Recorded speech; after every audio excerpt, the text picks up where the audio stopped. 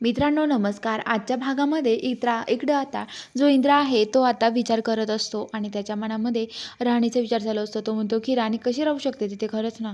आणि खरंच मला असं वाटतं की राणीला माझी आठवण येत नसेल का, एकदा पण मला ती मेसेज करत नाही. तिला वाटत नसेल का मला मेसेज करावा, ती मला मेसेज का नसेल करत, असं इंद्र बोलतो. पण आता तो म्हणतो की जाऊ द्या, तिला नाही आठवण येत तर मग मी तरी कशाला मेसेज करू, नको करायला मेसेज. तिथे कुणी असेल जवळ आसपास, त्याच्यामुळे नको करायला, असं तो पण म्हणतो. आणि आता लगेच तो झोपतो. इकडं जी राणी आहे ती पण आता तिथे झोपलेली असते. ती झोपते आणि आता ती झोपल्यावरती तेवढ्यात जी मालती आहे ती निम्या रात्री राणीच्या रूममध्ये येते. तर राणी खाली बेडच्या खाली झोपलेली असते, डोक्याखाली बॅग घेतलेली असते आणि तिथे झोपलेली असते. मालती येते आणि लाईट चालू करते आणि म्हणते, काय गं, झोपायला काही वाटत नाही का तुला? माझा मुलगा तिकडं झोपलाय त्या वस्तीत तुझ्यामुळे आणि तू इथे झोपली आहे, तू झोपा काढते. तुला कामाला ठेवलं इथे, कामाला लागचाल. तर ती म्हणते की अहो मालती आई, आता रात्र आहे, आता कुठं काम करू मी? तर मालती म्हणते, हे बघ, जेव्हा मी म्हणाल ना खायचं तेव्हाच खायचं, मी उठ म्हणाल ना तेव्हाच उठायचं, मी काम कर म्हणाल ना तेव्हाच काम करायचं, चल उठ. तिचा हात ओढते आणि तिला ओढत ओढत घेऊन येते.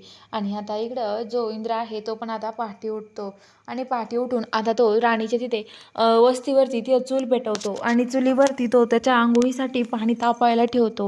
आणि आता त्याच्या आंघोळीसाठी त्यांनी पाणी तापायला ठेवतो आणि तो म्हणतो की सगळ्यांना उठायचं, तो ते आंघोळ वगैरे करायला लागतो, त्यासाठी पाणी तापत असतो. तर इकडं जे आवा आहेत ते इंद्राला बघायला आलेले असतात आणि ते चोरून बघतात की इंद्राला चोरून बघतात की इंद्राचं काय करतोय. आणि इंद्राची मजा बघून त्यांना पण खूप वाईट वाटत असतं.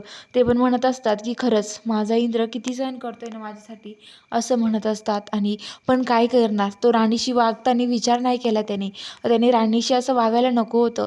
राणीशी पण तो चुकीचाच वागला आहे, त्यामुळं त्याला काही दिवस शिक्षा तर भोगावीच लागेल, असं आबा बोलतात. आणि आता जे आबा आहेत ते आबा पण आता इंद्राला असं बोलल्यावरती जे आबा आहेत ते आबा पण आता तिथून जायला लागतात. आबा म्हणतात की नको, मला जर त्यांनी बघितलं तर अवघड होईल. इकडे इंद्र आंघोळ करतो, पाणी तापून आंघोळ वगैरे करतो, कच्चे कपडे धुतो, स्वतःच्या हाताने कपडे वाळू घालतो आणि आतमध्ये जातो रूमच्या. तर आता इकडं आबा पण तिथून निघून येतात. तर इकडं जे इंद्र आहे तो तिथे आवरत असतो.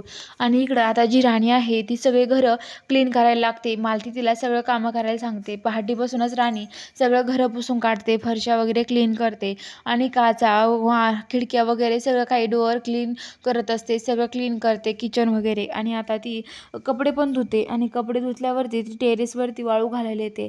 तर कपडे टेरेसवरती वाळू घालत असते तेवढ्या तिला आता ते बिंगल्यासारखं होतं, चक्कर येतात आणि ती पडायला लागते. तेवढ्या तिथे रत्ना काकी येतात आणि राणीला पकडतात आणि म्हणतात, राणी काय होतंय तुला? राणी चक्कर येत आहेत का? तर राणी म्हणते की हो. तर आता ती राणीला म्हणते, थांब राणी बस इथे. तर ती म्हणते की नाही, मला कोणी जर बघितलं ना बसलेलं, मला बोलणे खावं लागेल. तर रत्ना काकी म्हणतात, नाही बघत अगं कोणी, बस इथं तू आणि शांत हो, काळजी कशाला करते एवढं, आणि काय एवढी दगदग करायची काय गरज आहे, मी करू लागले असेल तुला मदत, असं म्हणते. तर आता राणीला बसवते, तिला पाणी ते देते. आणि इकडं आता मालतीला खूप राग येतो, कारण की ती म्हणत असते राणीला पाणी वगैरे काही द्यायचं नाही. तर आता इकडं जी राणी आहे ती आवरते, फ्रेश वगैरे होते आणि इंद्र तिला व्हिडिओ कॉल करतो आणि तो विचारत असतो की काय गं राणी, तुला माहिती का बुवा कोणत्या रोडने जायचे, कोणत्या रोडने यायचे? तर राणी सांगते की इंद्र सर, हे बघा, ह्या रोडने बुवा जायचे आणि त्या रोडने यायचे, असं सांगते इंद्राला सगळं काही. आणि इकडं इंद्र त्याच रोडने जायला लागतो. तर आता इकडं जे माणूस असतो बुवांना किडनॅप केलेला, तो म्हणत असतो की बुवा, जसं दारू पिल्यावर तुम्ही गुंग होतेत ना आणि तुम्हाला काही आठवत नाही ना, तसंच तुमच्यासोबत आत्ता होणार आहे आणि तसंच तुम्ही आता बघा हे इंजेक्शन दिल्यावर तुम्हाला काय होतं ते, असं म्हणतात. आणि आता लगेच ते म्हणतात की चला इंजेक्शन देऊयात.